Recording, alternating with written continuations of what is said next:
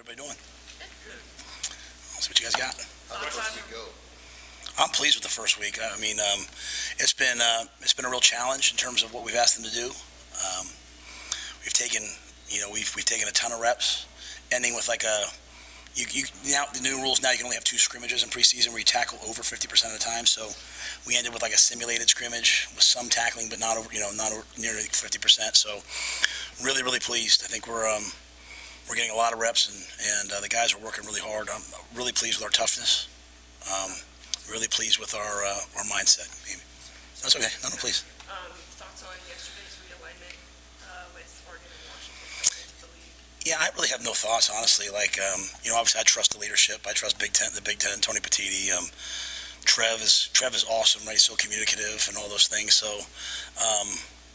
I'm kind of in my own little bubble right now, so I'm still worried just about our team, making sure that I think the key for all teams right now is as realignment happens in the coming years. I mean, who knows what the future is going to hold, making sure that my job is to make sure that University of Nebraska is relevant nationally. And so I just have a lot of trust in the Big Ten and the leadership, and I think it's, the dominant conference in college football. And so we'll play wherever they tell us to play. Matt, how's it look at that safety spot? Miles moving on, but also Marquise with the injury as we have him. What's that look like right now? I think the safeties are one of our strengths. Isaac Giffords, I mean, he's an alpha back there right now. He's had an amazing summer. The jump that I've seen Giff make, his mentality, you don't really realize until we did timing day how athletic he is. I mean, he's a 35-inch vertical, 10 and a half broad, 4.5 guy. I mean, he's a multi-year probably NFL player, in terms of his talent. And his mindset's come a long way with it in terms of just taking control back there. Deshaun Singleton's playing really well. Omar Brown. We got a lot of guys back there, and I'm really pleased with the young guys, the young people we've brought in. So I think we have a lot of players who can play. We have a lot of flexibility. Tommy Hill's probably the turnaround guy from the time I got here till now. He's become one of the leaders, I think, on the defense. And so we have between Newsome, him, and Hartzog, we have some guys that can play multiple positions as well. So I like our strength in the secondary. I think we're going to be really good. Not to go name by name, but Corey Collier, how's he done? Corey's doing okay. Yeah, Corey's doing well. Corey's got a ton of football in him. We just got to get it out of him. Got a little bit banged up today at practice. Came back out there. So, I'm probably not in a position right now, 5-6 days in, to start talking about this guy's doing better than this guy. There's a couple guys, obviously, that the work through the summer really stands out, like I mentioned, Giff. But, I mean, Kobe, Brett's, all those guys back there, we trust them all to go play. Ashton Hausman's, another guy. He's an unbelievably good tester, and you give him an opportunity back there, he does a good job. So I think we have a lot of depth in the secondary. How's the picture along the defensive line? So you've got a couple of returners there, but you also have some guys that are just new, that just got here, and then you also have some freshmen. But I mean, do you have a sense of how many you want to rotate there and how those players are looking? Yeah, my message to the team last night was like, hey, I told all the coaches, I don't need GMs. Now is not the time to GM. Now it's time to coach, and coach them like they're your own sons. Don't worry about the depth chart. Just coach everybody. So, on the D-line, injuries usually set, you start saying, hey, it'll be this guy, and then it becomes someone else because of injuries. I thought Brody was poised to have a breakout year, and then he got banged up, right? So, I think the thing is, Ty Robinson, obviously is an established player.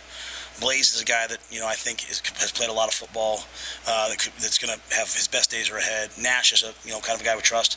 But some guys have really come on, Sam, like Ruquan Buckley. I mean, it's just a testament to, like, don't see people for what they are, see them for what they could be, and then trust your strength staff. Like Corey and his strength staff, Kristen, and our nutrition staff have done an amazing job this summer. Our lateral movement and our movement skills are significantly improved from where they were. Like at the end of spring, things I was concerned about that was one of them. And Ruquan has made a huge jump. So we've got a lot of really good young players, that are going to come on, and I think we'll end up having like 6, 7, 8 guys that can play for us on the D line, and some other young players, like the Lenharts and the Prince Wills, they're ready to play. Some of the other guys that just showed up, the Van Poppels, the Vincent Carrolls, we're just going to get those guys ready. So if it's early in the season, great. If it's late, great. So I think we have a lot of depth, but to your point, they're all sort of unproven. That's why we practice the way we practice. I mean, we're getting between 150 and 190 reps every practice. So no one's standing around. We're all moving, and guys are getting better quickly. Captain Gifford, is it more of a safety discussion with him now than Rover? Was Yeah, I mean the rover's a safety in my mind. Like, we go to the post player. He's going to be in the post. Like, before he was playing like that nickel Sam in last year's defense. He's not that. I mean, he's in the back end, so he might drop down in the box. He might be a deep third player. He might be a half player. He might be playing man. So, to me, Giff gives you the ability to play all of those positions, right? So, obviously he was in a battle in the spring. He's the guy right now, and we're trying to get the other guys behind him ready to push him, and we'll always just play the best three safeties. What's been the process in getting Teddy Prohaska back into playing shape and the state of your left tackle position? Yeah, Teddy got banged up again, so Teddy's out for a little while right now. Nothing long term, but he's banged up, unfortunately. He'll be right. We think he'll be ready for the first game. So we're working Turner, we're working Gunner, we're working all those guys on the O-line. And then we're going to get Teddy back as soon as possible. Go back to the safeties. What kind of role do you anticipate Phelan Phelan is running with the ones and the twos right now. Really one of the fastest guys in the team. Really, really dependable, physical. So he's another guy that's in the mix. And then I think an excellent special teams player as well. So, again, I'm not looking at depth charts at all right now. I'm sort of just trying to get everyone ready, and then we get to that third week. That's when we start sort of. My history has been, every year that I've been a head coach in college, someone that started the year off on the scout team was starting for me by the end of the year. And every year I've been a head coach in the NFL, a guy that we cut ended up starting. So I'm really big on coaching everybody. I'm not here just to coach. So, Eric Fields, I'm trying to get him ready to be a starter. Dwight Boodle, I'm trying to get him ready to be a starter. And if they are, they are. If they're not, then they'll be that much better when their time does come. You have 6 or 7 scholarship freshman receivers you brought in. What have you seen from that group? What kind of opportunity to be there for a couple of those guys?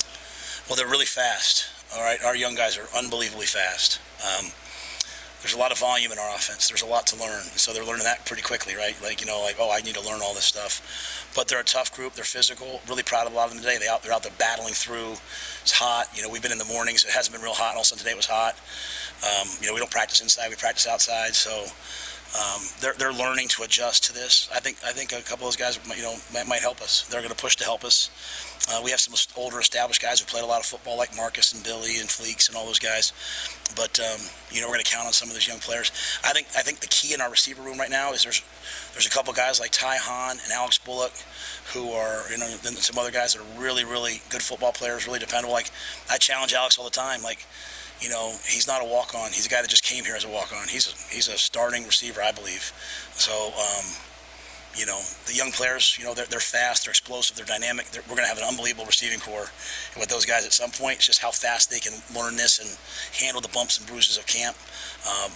They're trending in the right direction, though. Coach, when you put the guys in the dorms, there was a big emphasis on team building, and you kind of matched them up with guys who didn't really know each other. I know it's only been a week, but have you seen the impact on the field at all with how the dorms are going? I don't know if it shows up on the field necessarily. I think we talk a lot about champions act like champions before they're champions. That's Bill Walsh. They have a winning standard of performance before they're winners. So I'll challenge them hey, that's what I said to the team. Hey, what are some ways that you see us winning and we haven't won yet? Out on the scoreboard. And some of the guys talked about being in the dorms. Seeing guys talk to each other. Young guys impacting older guys impacting young guys. They're pranking the coaches. They're playing cards. I sent a group back last night early. Some of the older guys back early last night. Kept the second and third guys there. Sent the ones back and said, you can't be on your phones. Go back, play cards, do whatever. Gus Felder and his staff for us do an amazing job of integrating that in. So I think all of us can't wait to go back to our own beds. But I think we'll miss the time together. I walk over there every night and walk back in the morning. It's a pretty cool thing to see. And I think that's really the message for us right now is we're not trying to win the preseason. We're not trying to win the propaganda. We're trying to act like winners before we are winners. We're doing scout special teams yesterday. Nick Henrich is a multi-year starter, right linebacker, coming off a torn ACL, and he's running down on scout kickoff. Luke Reimer, all Big Ten players, running down on scout kickoff to give the twos a look. And I'm sitting there man, these guys, they sure deserve to win. So we just have to maintain that. So the dorms have been really good. Very grateful to housing because I feel like it's bringing our team closer. And I don't know if it'll show up, to be honest with you, until you have some adversity, right? When everything's going well, you don't really need a lot of leadership. It's really going to be when things get hard, on the sideline? Are we throwing our helmets and yelling at each other, the coaches yelling at each other, or are we kind of like, hey, I got your back if you got mine, let's go. So that's the type of team that we'll see it in tough moments. Can you go back for a second to Teddy? You said he's going to be ready for the first game, and then also are there any other injuries that you can report that will linger into the season? I don't think anything's going to linger in the season. We have some guys banged up right now.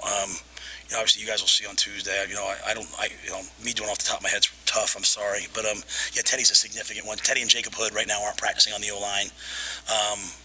We think he has a chance to be ready for the first game, if not definitely the second game. So, I'm trying to think of anybody else. Marcus Washington should be ready to go full go on Monday, so we'll have him back, which will be great.